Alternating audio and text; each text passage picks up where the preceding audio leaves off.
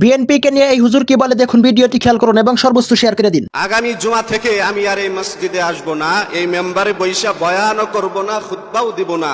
কারণ বিএনপির নেতারা যেইভাবে আমার হুমকি দামকি দিচ্ছে, আমাকে উপরে রুমের মধ্যে আটকাইয়া 1 ঘন্টা পর আমাকে তারা কি পরিমাণ টর্চার করেছে, আমারে কি পরিমাণ হুমকি দিচ্ছে, আমার মোবাইলে ফোন করে তারা আমারে হুমকি দিচ্ছে, দামকি দিচ্ছে, আমারে গুম করে ফেলবে, আমাকে হত্যা করে ফেলবে, আমারে উঠাই নিয়ে যাবে, আমার গাড়ি আটকাই দিবে, আমার গাড়ি ভেঙ্গে দিবে, ভাঙচুর করে দিবে, এত পরিমাণ হুমকি দামকি।